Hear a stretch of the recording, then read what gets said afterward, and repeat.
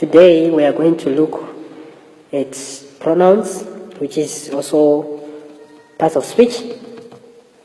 So what is a pronoun? Let's first define a pronoun. A pronoun is a word that takes the place of a noun. For example, he, she, it, they, someone, who. These are always that takes the place of a noun. They can do all the things that nouns can do. For example, pronouns can be subjects, direct objects, indirect objects, objects of the preposition, and more. Let me write a sentence here. Tendai Mpofu is a blind mountain climber. And another sentence, he is a blind mountain climber. You can see that Tendai Mpofu has been replaced by he. Therefore, he takes the place of a noun, which is Tendai Moyo. So, he is a pronoun, and Tendai Moyo is called an antecedent.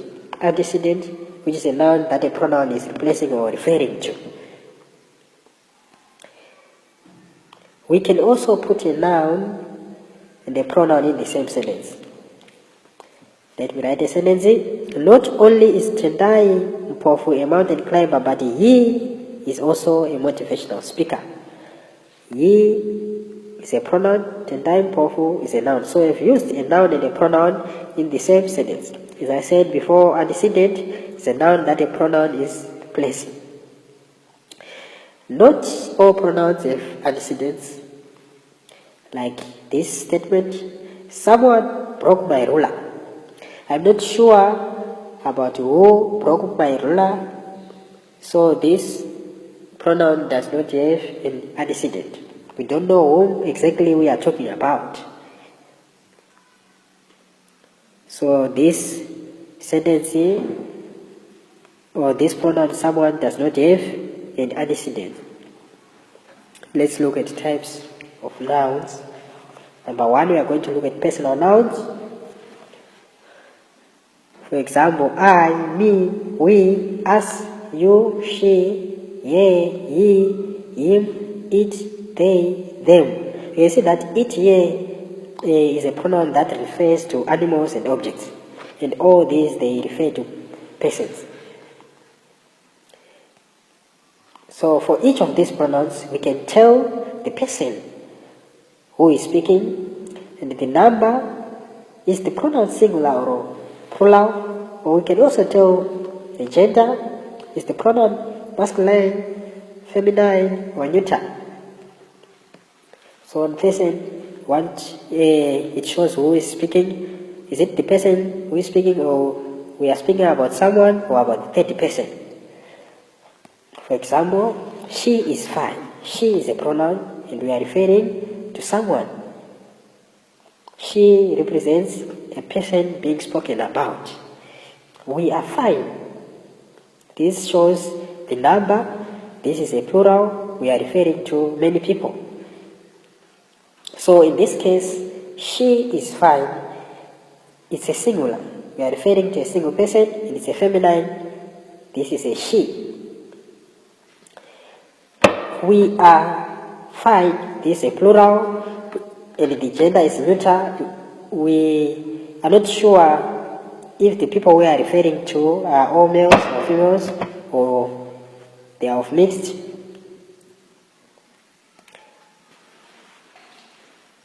Pronoun number two are relative pronouns. For example, who, whom, whose, that, which. They introduce a relative clause. Look at this sentence. This is the cookie that I want to eat. So that I want to eat is a relative clause. So relative pronouns will introduce relative clauses or dependent clauses. Type number three, they are demonstrative pronouns. For example, this, that, these, those. This, that, these, those. There are only 4 demonstrative nouns, and they are used to point out particular people or things. Sometimes these pronouns can be used before a noun. In that case, they are not pronouns, they are instead adjectives. Look at these statements. Bring me that book. Because we have a noun after a pronoun, we have a noun after that ceases to be a pronoun, it becomes an adjective. Second statement, bring me that. We are referring to something now, and we do not have a noun after that. This means that is a pronoun. It's replacing a noun. Type number 4, these are indefinite pronouns. What are indefinite pronouns? Indefinite pronouns are not definite. We don't know whom or what these refer to.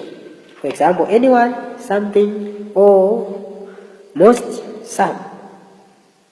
Let me write a sentence. Someone yelled my name. Everyone looked at me. So we are not sure, or we don't know whom or what these refer to. But someone and everyone are indefinite pronouns. They can also be used before a noun. In that case, they are acting as adjectives, not pronouns. For example, these sentences, both people smiled at me. People is a noun. Therefore, both, we know it is an indefinite pronoun, but in this case, it's acting as an adjective because it's describing a noun. An adjective is a word that describes a noun. Therefore, if we have a noun after both is an adjective. Second statement, both smiled at me. This is a pronoun. This is an indefinite pronoun because we do not have a noun after both. Type number 5, these are reflexive and intensive pronouns. They end in self or selves, e.g. himself, herself, myself, itself, themselves, etc.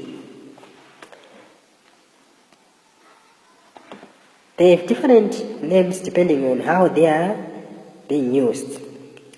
A reflective pronoun is used to refer to the subject of the sentence, to the person who is speaking to the first person. For example, this statement, I will go to the school myself. Myself is a reflexive pronoun because it's referring to the subject of the sentence. An intensive pronoun is used to emphasize another noun. He himself visited the school. This intensive, himself, we are referring to someone. Let's now look at the 60th pronoun, which is interrogative pronouns. Interrogative pronouns, they are found in questions. Questions are also referred as to interrogative sentences. So interrogative pronouns often begin interrogative sentences. This means they often begin questions. What, whom, whose, who, which. For example, who stole the cookie from the cookie jar? Which jacket should I wear? So who and which are interrogative pronouns.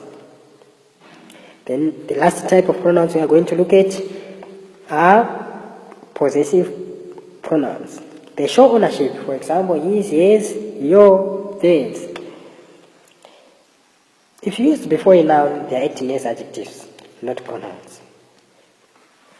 Our family is a vacation next week. In this case, family is a noun, therefore our becomes an adjective.